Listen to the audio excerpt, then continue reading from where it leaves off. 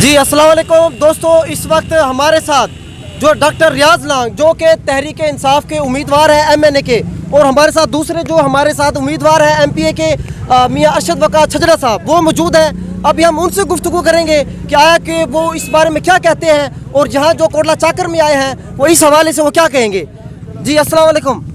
जी अस्सलाम वालेकुम सर। औज़ु बिल्लाहि मिनश शैतानिर रजीम, बिस्मिल्लाहिर रहमानिर रहीम, इय्याका नअबुदु व इय्याका नस्तईन।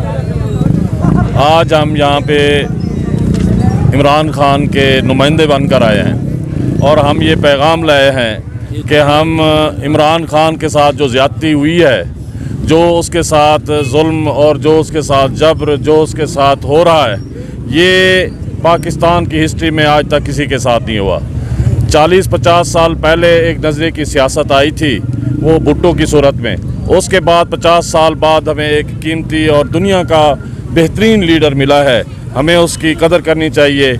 उसका पैगाम घर घर तक पहुंच चुका है और ये विरासत जो सियासत है, जो पहले से रिवायती सियासत है, ये उससे हट कर है। शख्सियात की जो सियासत चलती है, ये उसके हट कर है।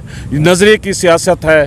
पाकिस्तान में पहली दफ़ा ये प्रमोट हो रही है। हम इमरान खान के नज़रिए के साथ यहाँ पे आए हैं। हमसे ये बल्ला छीन लिया गया है। अगर ये बल्ला होता तो हमें आज ये भी ना कहने की ज़रूरत पड़ती कि हमारा निशान फलाह है, हम उसके नुमाइंदे हैं। आज हमें थोड़ी सी यही दिक्कत हो रही है कि हमें बताना पड़ रहा है कि हम इमरान खान के नुमाइंदे हैं, हमारा निशान मेज़ है, हमारा निशान रैकेट है।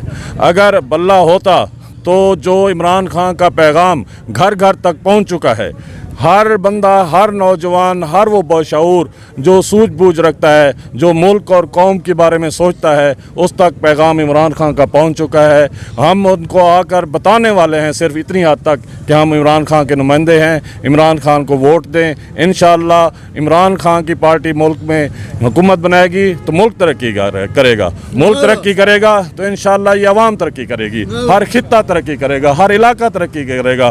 किसी को ये ज़रूरत महसूस नहीं होगी मुझे नौकरी चाहिए, किसी को ये नहीं कहने की ज़रूरत पड़ेगी MNA MPA को हमें गली बना दो, सड़क दे दो, बिजली दे दो, नौकरी दे दो।